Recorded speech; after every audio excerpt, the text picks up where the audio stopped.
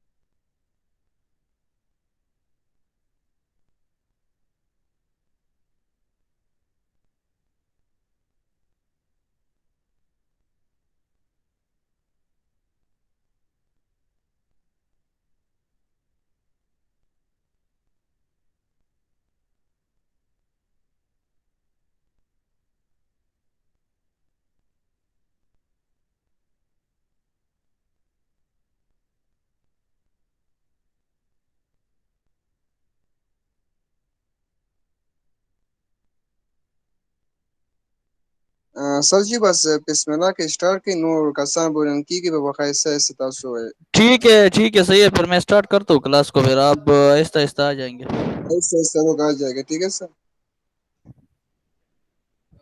बस स्टार्ट करते हैं फिर क्लास को। आवाज आ रही है आपको? ठीक, यस कोई सर मसला यस तो सर नहीं आ है? रही है। नो सर जी, कोई मसला नहीं है सर। मैं आवाज आ रही है? हाँ यस सर आ रही है सर आवाज। ठीक है, सही है।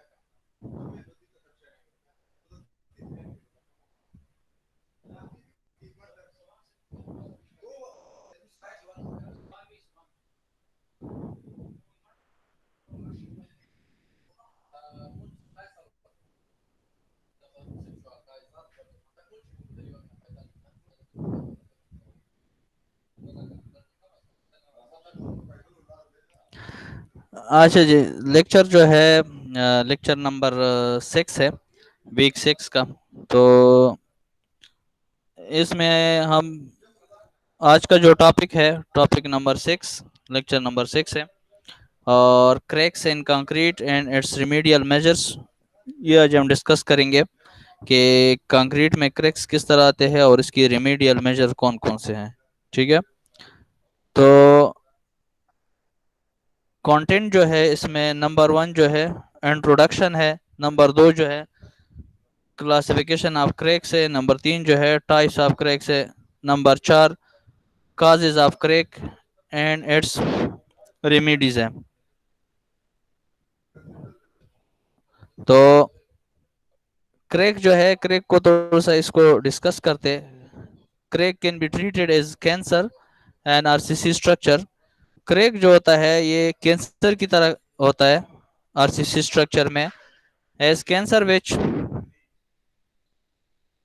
Ejaz like that sound low on slow as cancer which ends its primary stage, it's curable to a certain extent, but becomes danger to in life and later stage. Some same happen with cracks. जिस तरह cracks जो है structure को क्या कर सकता है, damage कर सकता है और बहुत डीपली डैमेज कर सकता है, तो इसने कंपेयर किया कैंसर की तरह कि कैंसर भी जो है ना, कैंसर एक ऐसी बीमारी है जो इंसान को खत्म कर सकते हैं। और इस तरह क्रैक भी जो है ना कैंसर की तरह होता है। जितना टाइम गुजरता है तो टाइम के साथ साथ वो स्ट्रक्चर जो होता है क्या हो जाता है, खराब होना स्टार्ट हो जाता है। और prevention is better than care, ये एक मुहावरा है, प्रोवर्ब है कि prevention of cracks in concrete is better than repair. Repair से क्रैक्स की अगर आप प्रिवेंशन कर दे, रोकथाम कर दे, तो ये बेहतर है। तो इसमें सबसे पहले इंट्रोडक्शन है क्रैक की कि क्रैक क्या होता है।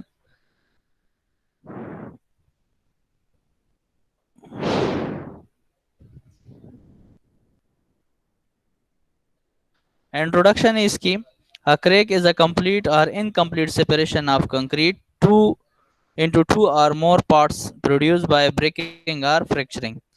क्रैक जो होता है दो या दो पार्ट्स में स्ट्रक्चर को, दो या दो से ज्यादा पार्ट्स में अगर एक स्ट्रक्चर क्या हो जाए, ब्रेक हो जाए या फ्रैक्चर हो जाए, तो इसको क्या कहा जाता है, क्रैक कहा जाता है। अब cracking are early indication of failure of structure, ये अर्ली इंडिकेशन देता है स्ट्रक्चर में। It is a vital to note that concrete does crack and this is usual। और ये एक वाइटल, ये एक वसी है, ठीक है, वसी पैमाने पर इसका तज्जिया किया जाता है। देखा जाता है कि क्रैक्स किस वजह से आया है, स्ट्रक्चरल क्रैक है या नॉन स्ट्रक्चरल क्रैक है। अगर स्ट्रक्चरल क्रैक है तो वो लाजमन बात है डिजाइनिंग की वजह से आए होंगे, या पुअर मटेरियल इस्तेमाल करने की वजह से आए होंगे, या किसी और जो फिनोमेना है इस वजह से आए होंगे जिसकी बुनियादी वजूहात है। और जो नॉन स्ट्रक्चरल क्रैक्स होता है वो थर्मल एक्सपेंशन की वजह से या मौसम में जो चेंजिंग आते हैं तो उसकी वजह से ज्यादातर ये क्रैक्स डेवलप होते हैं। अब what is not normal is too much of cracks. इसके बाद cracks affect the building artistic and it also destroy the walls integrity. Crack जो होता है ये बिल्डिंग की खूबसूरती को क्या करता है, मुतासिर करता है, यानी तबाह करता है और इसको इंटीग्रेट कर देता है। और इफेक्ट द स्ट्रक्चर सेफ्टी, और स्ट्रक्चर को क्या कर देता है, सेफ जोन से उसको निकाल देता है। वो स्ट्रक्चर फिर सेफ नहीं रहता है। Even reduce the durability of structure, structure की जो ड्यूरेबिलिटी होती है उसको भी खत्म कर देती है। अब है क्लासिफिकेशन ऑफ क्रैक्स है। There are two types of cracks, one is called structural cracks and another one is called non structural cracks. तो स्ट्रक्चरल क्रैक्स जो होते हैं ड्यू टू इनकरेक्ट डिजाइन, अगर आप कर जिस तरह थोड़ी देर पहले मैंने आपको बता दिया, इनकरेक्ट डिजाइन से आता है। फॉल्टी कंस्ट्रक्शन, अगर कंस्ट्रक्शन में कोई फॉल्ट कर दे और लोडिंग से आता है, तो ये क्या है, ये स्ट्रक्चरल क्रैक्स है। और नॉन स्ट्रक्चरल क्रैक जिस तरह internal stress in building material से आता है, बिल्डिंग मटेरियल में जो स्ट्रेसेस प्रोड्यूस होते हैं उनकी वजह से नॉन स्ट्रक्चरल क्रैक्स आते हैं। ठीक है, अब आगे जाते हैं। Types of crack based on hardening of concrete, hardening of concrete के बेस के मुताबिक क्रैक्स की जो है ना फर्दर उसको क्लासिफाई किया है। बिफोर हार्डनिंग जो है प्लास्टिक होता है या कंस्ट्रक्शनल मोमेंट ये होता है। और आफ्टर हार्डनिंग, हार्ड होने के बाद फिजिकल आता है, जिस तरह ड्राइंग श्रिंकेज हो जाता है या क्रीजिंग हो जाता है। केमिकल जो है कोरोजन ऑफ रिइंफोर्समेंट यानी अल्कली एग्रीगेट रिएक्शन हो जाता है। थर्मल जो है फ्रीज या ता साइकिल है, टेम्परेचर वेरिएशन है। और अर्ली थर्मल वालेकुम सर जी, सर कंट्रडिक्शन है। म्यूट किया है क्लास और होगा ना। स्ट्रक्चरल जो है क्रीप है और ओवरलोडिंग है। जी सर तैयब बोर्ड के सर क्लास ज्वाइन कीजिएगा ना सर, मैसेज ना कही जाता संगी जी। सही है। और क्या तैयब ना मेरा सर जी, आगे वाला सर क्लास ज्वाइन कीजिए ना सर, हाँ मैसेज ना रहता कहीं लगे। अच्छा जी, तो फिर से उसको कहे थोड़ा सा अब लिंक क्लिक कर दे। तैयब ज्वाइन नहीं हो रहा है। अच्छा, उसको कह दे अगेन लिंक पे क्लिक कर दे शाबाश से।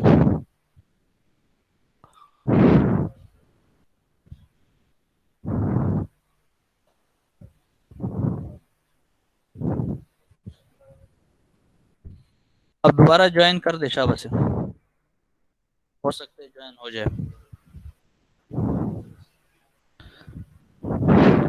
अच्छा,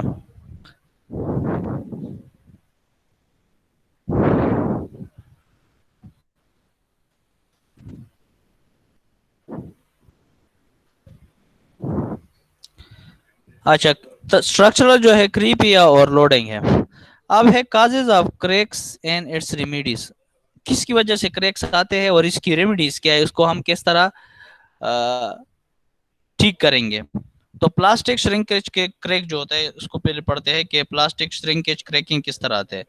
it arises when the rate of evaporation of water from top layer of freshly laid concrete is greater than bleed water provided by underlying concrete due to this surface concrete contraction। इस surface concrete contraction की वजह से ये plastic shrinkage cake आते हैं। ठीक है, और ये जब एवापोरेशन रेट काफी ज्यादा हो जाता है फ्रेशली कंक्रीट से, तो ये क्रैक्स क्या हो जाते हैं, डेवलप हो जाते हैं। इसके बाद है due to the restrain shown by the concrete below the drawing surface concrete layer the tensile stresses are develop in the weak and sufficient and stiffening plastic concrete due to the restrain. अगर restrain कर दे shown by the concrete, जिस तरह अगर आप देख रहे हैं, ठीक है, ये क्रैक किसकी वजह से आ जाते हैं, जो हमारे साथ कंक्रीट होता है वो पहले ताज़ा हालात में होता है और इसमें हाइड्रेशन का प्रोसेस जब स्टार्ट हो जाता है तो उसको पानी की ज़रूरत होती है, और ये पानी जो है ना वो इस्तेमाल कर देता है केमिकल एक्शन के लिए, और कुछ पानी उससे ऑपरेट हो जाता है जिससे उसका सरफेस जो होता है वो खुश्क हो जाता है। उस खुश्क होने की वजह से ये क्रैक्स डेवलप हो जाते हैं। अब these cracks usually are parallel to one another, और ये एक दूसरे के क्या होते हैं, मुतवाजी होते हैं। ठीक है, और स्पेस की कितनी 0.3 मीटर टू 1 मीटर अपार्ट, यानी एक हिस्से में तकरीबन 0.3 मीटर तक ये करीब करीब होते हैं। और दीज क्रैक्स में भी as much as 5 centimetre to 10 centimetre in depth में होते हैं, और 3 मिलीमीटर इसकी विड्थ होती है इन क्रैक्स की। कौन सी की, प्लास्टिक श्रिंकेज क्रैकिंग की बात कर रहा हूँ। Plastic shrinkage crack occurs due to किसकी वजह से आते हैं आप, temperature of air above concrete is high. अगर कंक्रीट के ऊपर जो टेम्परेचर है उसका जो वो अगर हाई है तो उसकी वजह से आएंगे। लो रिलेटिव ह्यूमिडिटी की वजह से आएंगे। और विंड वेलोसिटी अबव कंक्रीट, अगर विंड वेलोसिटी काफी ज्यादा होगी तो उसकी वजह से भी ये क्रैक डेवलप हो जाएंगे। अच्छा जी, इसके बाद क्या रहे,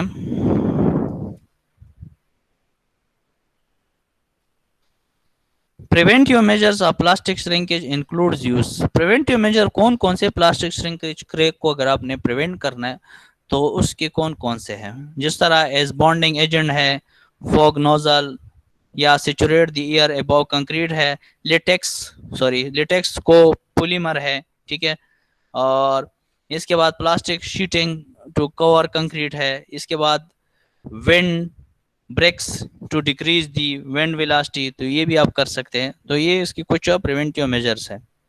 अब है ड्राइंग श्रिंकेज। ड्राइंग का मतलब है खुश्क करना, खुश्क होना। ड्राइंग श्रिंकेज किस वजह से आते हैं, after hardening concrete start drawing. जब कंक्रीट क्या हो जाता है, खुश्क सख्त हो जाता है तो इसके बाद वो खुश्क होना स्टार्ट हो जाता है।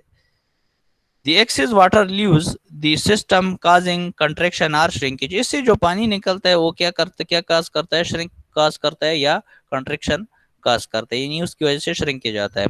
This excess water called water of convenience would have been added to get adequate workability and finish। तो इसके लिए एक ये पानी क्या सहूलत पैदा करता है, कि जितना ज़्यादा पानी की मिकदार हो तो उसकी वर्केबिलिटी उतनी बेहतर होगी और वो कंक्रीट क्या होगा, मुलायम होगा, और साथ में उसकी प्लेसिंग और फिनिशिंग और इसकी ट्रांसपोर्टेशन में आसानी होगी। आप कह रहे हैं the losses of free water contain in harden concrete, जो फ्री वाटर होता है कंक्रीट में वो अगर लॉस हो जाए, ज़ाया हो जाए, does not result in any appreciable dimension change, तो उसमें कोई आपको इस तरह ज़बरदस्त किस्म की या सेफ या clear result, appreciable dimension change result आपको नहीं देता है। और it is the loss of water held in gel pores that cause the change in the volume, और इसकी वॉल्यूम भी चेंज हो जाते हैं। डेफिनेटली जब उसके डायमेंशन चेंज हो जाते हैं तो उसकी वॉल्यूम भी चेंज हो जाती है। स्मॉलर साइज ऑफ एग्रीगेट फाइनर जिल मोर श्रिंकेज उसमें आते हैं। ठीक है, अच्छा इसके बाद ये प्रिवेंटिव मेजर्स इसकी कौन कौन से हैं। रिजिड फॉर्म वर्क अगर आप कर दे तो ये प्रिवेंट हो सकता है। Use of acrylic polymer for cracking या फॉर क्रैक फिलिंग, ठीक है, and tile join filling by mixing along with cement, ठीक है। ये प्रोसेस अगर आप इख्तियार करें तो इससे भी कंट्रोल हो सकते हैं। लीक प्रूफ फॉर्म वर्क अगर आप कर दे जिससे पानी ज़ाया वगैरह नहीं होते, वो ये भी कंट्रोल किया जा सकता है इससे भी। यूज ऑफ स्क्रीट हमवार वाइब्रेटर अगर प्रोवाइड कर दे and float for surface finishing के लिए तो इससे भी कंट्रोल किया जा सकता है। Use of rich concrete mix अगर 400 kilogram per cubic metre binder water cement 0.4 should be in वो कर दे तो ये भी इनकरेज हो सकता है, यानी ये कंक्रीट भी जो है ना प्रिवेंट हो सकती है, इसकी प्रिवेंशन हो सकती है अगेंस्ट किसके खिलाफ हो, ड्राइंग श्रिंकेज की वजह से। अब है कंक्रीट क्रेजिंग क्या है। Crazing is the development of network of fine random cracks और fissures on the surface of concrete cause by shrinkage of the surface layer. Surface layer जब श्रिंक हो जाता है तो उसकी वजह से क्रेजिंग क्रैक पैदा हो जाते हैं और ये रैंडम होते हैं। रैंडम मतलब ये एक तरतीब से नहीं होते, बेतरतीब होते, बेतरतीब नहीं होते, बेतरतीब होते हैं, ठीक है। और इसका एक जाल होता है, नेटवर्क होता है जो स्मॉल क्रैक्स जिसको कहा जाता है, ठीक है। अब दीज क्रैक्स आर रियरली, ये कभी कभार शाज़ नादिर, ठीक है, मोर देन 3 मिलीमीटर डीप होते हैं और इन are more noticeable on over floated और स्टील ट्राउल्ड सरफेस, ठीक है, और ये सरफेस के ऊपर ज्यादातर जाहिर हो जाते हैं। अब इसकी काजेस क्या है, ठीक है, इसकी कौन कौन से काजेस है तो उसको थोड़ा सा देखते हैं। काजेस इसकी जो है पुअर और इनएडिक्वेट क्योरिंग अगर कर दे, पानी की तरह अगर कम कर दे, ठीक है, तो पुअर कर दे तो उससे भी ये क्रैक्स डेवलप हो सकते हैं। Intermediate wet curing and drying अगर आप कर दे, वक्फा से अगर आप उसको वेट कर दे तो ये भी क्या हो सकता है, या कंक्रीट खुश्क हो जाए तो इससे भी ये क्रैक्स डेवलप हो सकते हैं। नेक्स्ट जो है एक्सेसिव फ्लोटिंग अगर आप कर दें, ज्यादा फ्लोटिंग कर दें तो ये भी हो सकता है। एक्सेसिव लेटेंस ऑन सरफेस कर दें, ज्यादा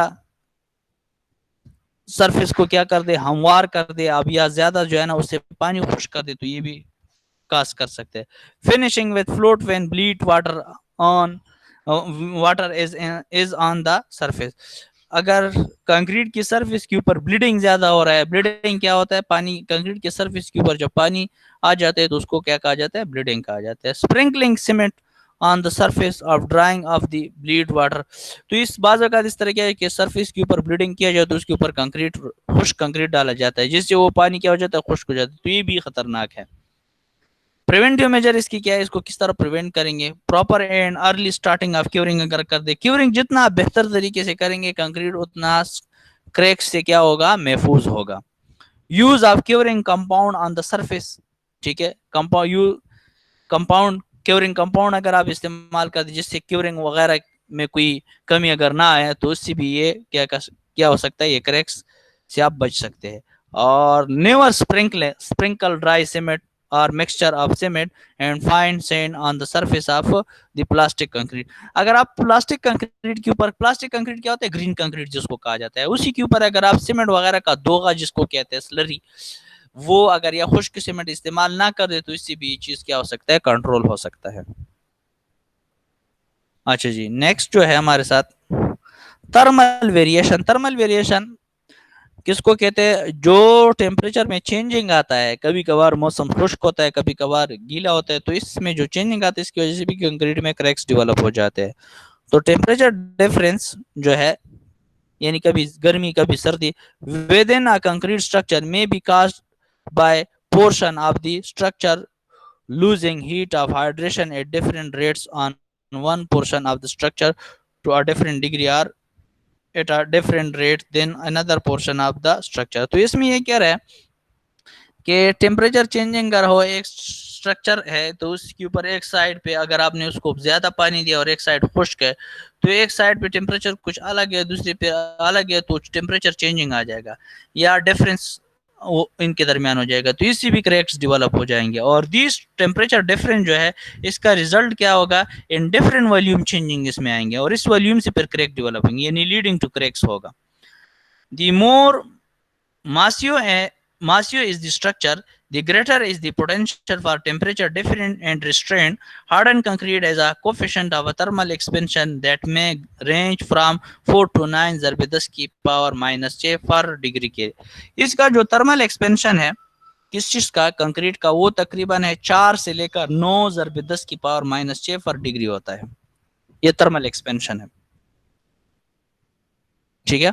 अच्छा, इसके बाद है प्रिवेंटिव मेजर्स। इसकी क्या है, इसको हम कैसे कंट्रोल करेंगे, थर्मल एक्सपेंशन से कंक्रीट को कैसे कंट्रोल करेंगे।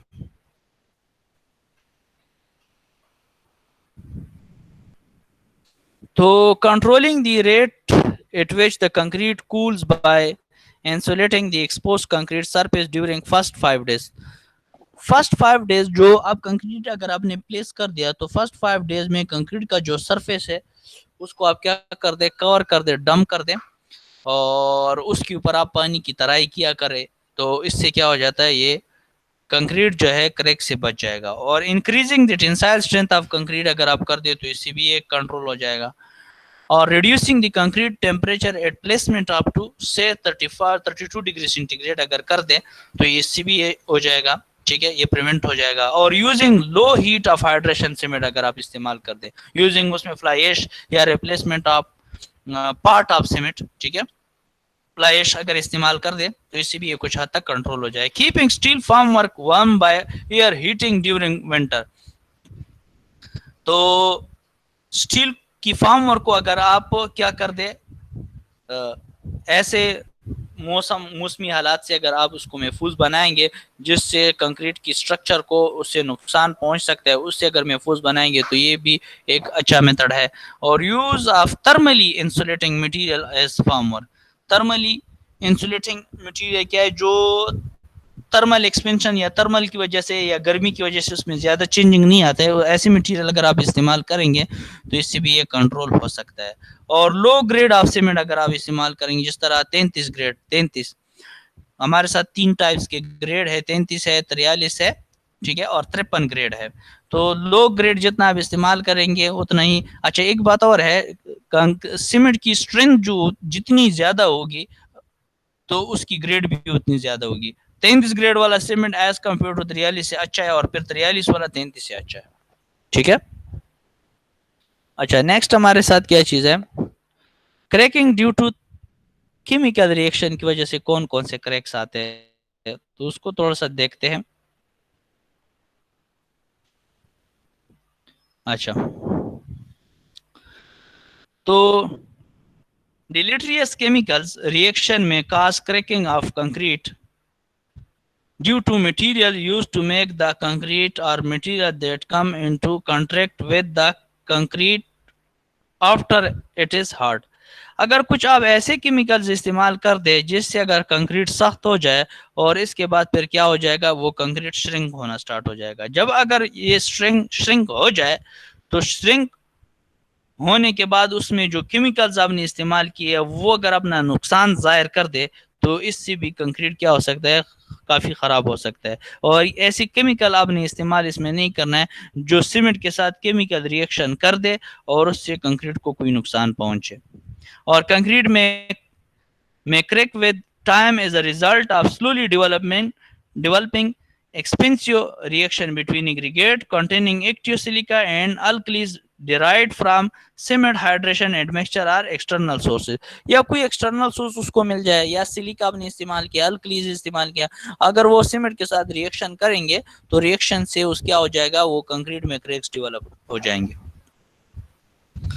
अब अल्कली सिलिका रिएक्शन क्या होगा, फॉर्मेशन ऑफ जेल पोर्स होगा, फिर लोकल एक्सपेंशन हो जाएगी। ठीक है, अब प्रिवेंटिव मेजर इसकी क्या है, इसको किस तरह प्रिवेंट करेंगे, इसकी प्रिवेंशन जो मेजर्स है वो ये है, प्रॉपर सिलेक्शन ऑफ एग्रीगेट अगर करेंगे, it should B NQS of alkalinity. ठीक है, अल्कली से अगर वो साफ होगा, ठीक है, it should be innocuous to alkali से अगर वो क्लियर होगा, साफ हो गए, तो एग्रीगेट गर्द वगैरह उसके ऊपर नहीं होंगे, तो ये क्या हो जाएगा, जो आपके साथ सीमेंट होगा उसके साथ केमिकल रिएक्शन नहीं करेगा। और सीमेंट विद लो अल्कलिनिटी, ऐसा सीमेंट जिसकी अल्कलिनिटी कम हो, preferably less than 0.5, IS Indian standard code के मुताबिक 456 के मुताबिक जो लिमिट है वो 0.6 है। और यूज ऑफ पोजोलानिक या पोजोलानिक मटेरियल जो है, लाइक फ्लाई एश है एंड ब्लास्ट फर्नेस है, ठीक है, स्लैग वगैरह है, which is themselves contain very fine highly active silicon। क्यों, इसमें सिलिका बहुत ज्यादा होता है, और ये फिर हम क्या करते हैं, ऐसे सीमेंट स्लैग वगैरह सीमेंट जो है ये ऐसे वर्क के लिए इस्तेमाल किया जाता है जो पानी के अंदर किया जाता है, यानी समंदर में अगर कोई काम आपने करना हो तो उसके लिए आप कौन सा सीमेंट इस्तेमाल कर सकते हैं, स्लैग सीमेंट इस्तेमाल कर सकते हैं। अब halogen errors in design and detailing, errors बाजा का डिजाइन में भी आ जाता है, आपने ऐसा इफेक्टिव डिजाइन नहीं किया तो उसकी वजह से भी क्रैक्स वगैरह डेवलप हो सकते हैं। यहाँ पे अगर आप थोड़ा सा एक एग्जांपल देखिए, एक ब्लॉक है, इस ब्लॉक पे यहाँ पे कोई वो नहीं दिया है क्योंकि ये इसका वीक जोन है, अगर यहाँ पे कोई आप सेफ्टी चीज प्रोवाइड नहीं करेंगे तो ये क्रैक क्या हो सकते हैं, डेवलप हो सकते हैं। ठीक है, तो ये देखो ये कह रहा है reentrant corner will crack if not reinforcement, यहाँ पे अगर रीएनफोर्समेंट प्रोवाइड नहीं करेंगे तो यहाँ पे क्या हो जाएगा, ये क्रैक्स डेवलप हो जाएंगे। तो पुअरली डिटेल री एंट्रेंट corners in wall precast members and slab, अगर जो भी स्ट्रक्चर है उसमें अगर ये चीज आपने दिया है और स्टील प्रोवाइड नहीं किया है तो ये भी एक सोर्स है और इससे भी क्रैक्स आ सकते हैं। और restrain to member subject to volume change caused by variation in temperature and moisture। ठीक है, टेम्परेचर एंड मॉइस्चर की वजह से क्या हो सकता है, चेंज वॉल्यूम चेंज हो सकता है, और lake of adequate contraction joints की वजह से भी आ सकते हैं। और improper design of foundation resulting क्या हो जाता है, in different movement with in the structure, अगर इम्प्रॉपर आप क्या कर दे, डिजाइन कर दे फाउंडेशन की, तो इससे क्या हो जाएगा, डिफरेंशियल मूवमेंट हो जाएगी, किसके अंदर, विद इन स्ट्रक्चर के अंदर, जिससे क्रैक्स डेवलप हो जाएंगे। ये अक्सर फाउंडेशन में होता है। अब वेदरिंग इफेक्ट हो सकता है, बाज़ औक़ात वेदर मौसम की वजह से भी क्रैक्स डेवलप हो सकते हैं।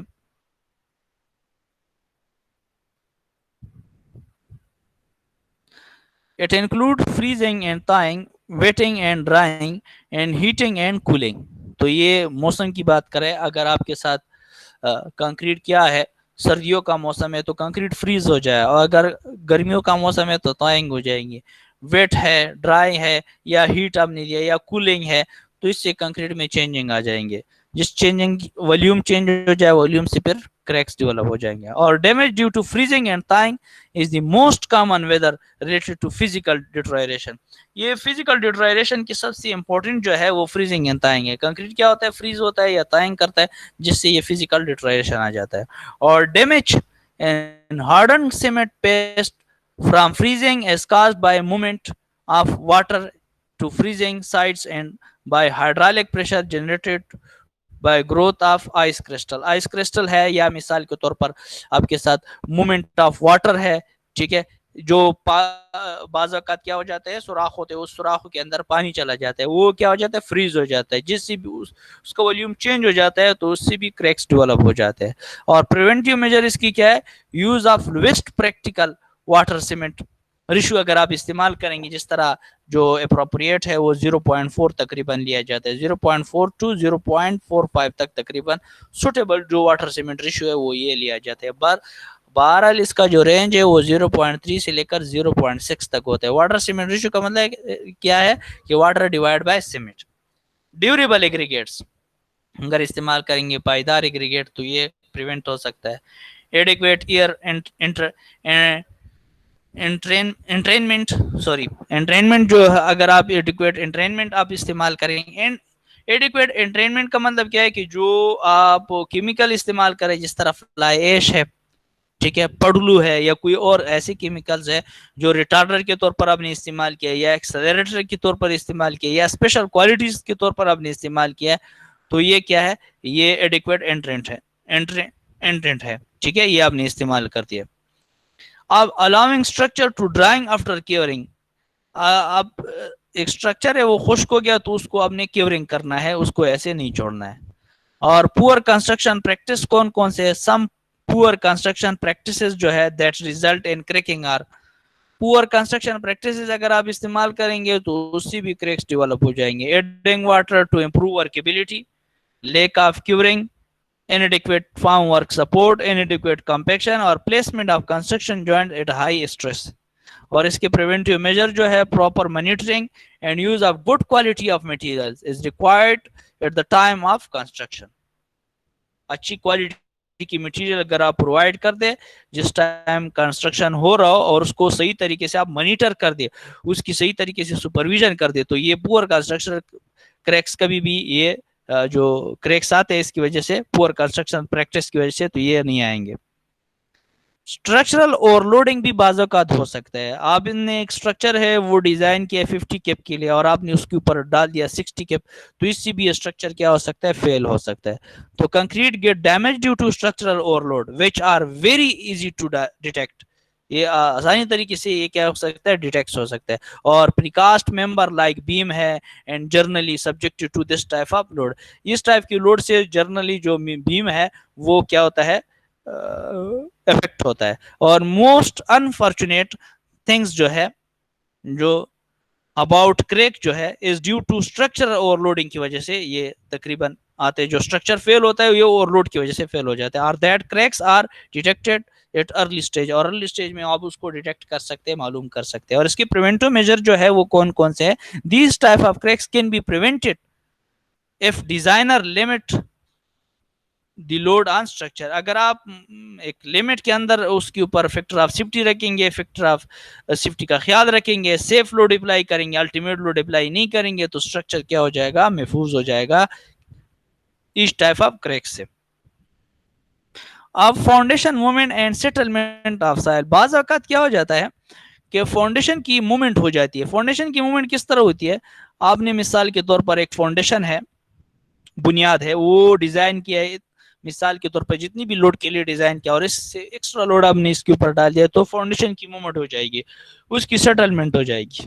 तो इससे रिजल्ट क्या हो जाएगा, वो एक साइड पे ज्यादा बैठ जाएगा और एक साइड पे कम बैठ जाएगा, तो इससे भी क्रैक डेवलप हो जाएंगे।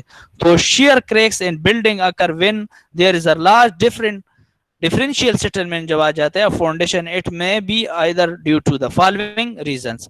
डिफरेंशियल सेटलमेंट किन की वजह से, किन वजूहात की वजह से आते हैं, वो ये है अनइक्वल बियरिंग प्रेशर अगर आप डाल दे under different parts of the structure के ऊपर, तो ये आ सकता है। और bearing pressure on soil being in excess of safe bearing strength of the soil, अगर आप सेफ बियरिंग स्ट्रेंथ से ज्यादा लोड अप्लाई कर दे तो इससे भी आ सकते हैं। लो फैक्टर ऑफ सेफ्टी अगर आप रखेंगे, यानी फैक्टर ऑफ सेफ्टी कम रखेंगे, तो इससे भी ये आ सकता है in the design of foundation में। और local variation in the nature of support soil. अच्छा, आवाज आ रही है, कोई मसला तो नहीं है?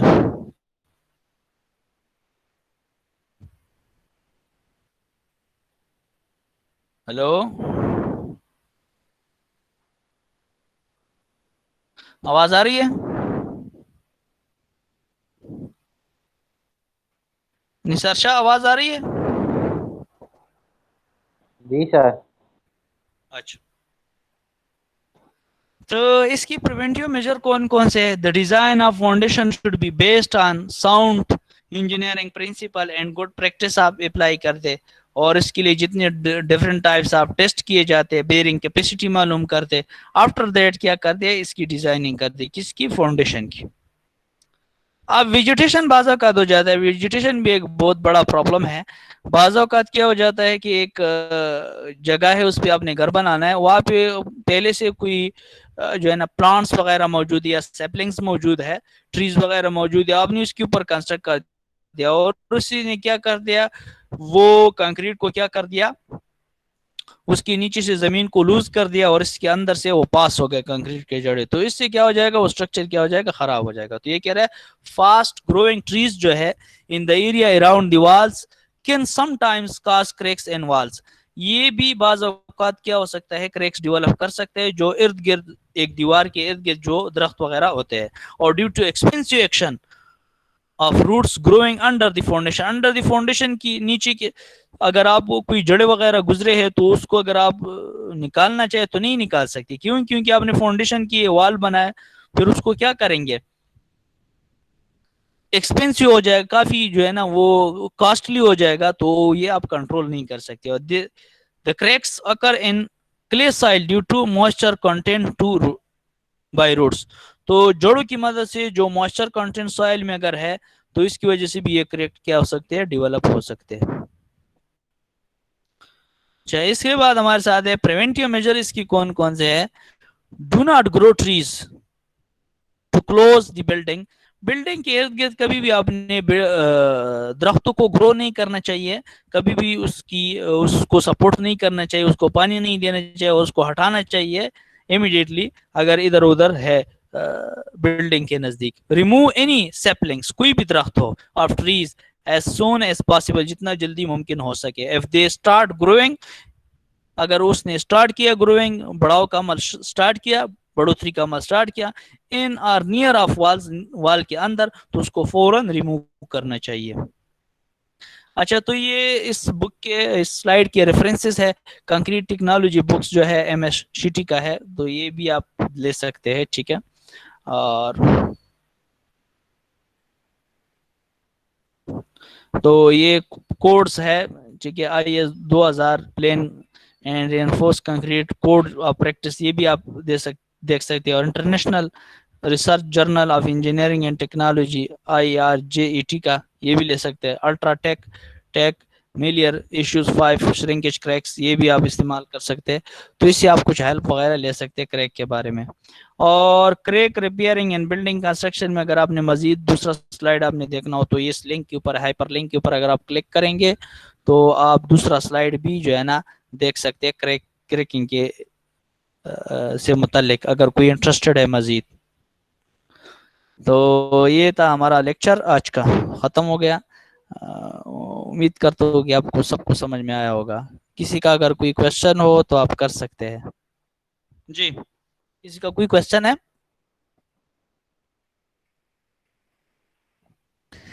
इस टॉपिक से मुतल्लिक किसी का कोई क्वेश्चन हो, क्रैक के बारे में, इसकी डिफरेंट टाइप्स हमने पढ़ लिए, इसके प्रिवेंटिव मेजर पढ़ लिए, अगर कोई क्वेश्चन हो तो आप कर सकते हैं।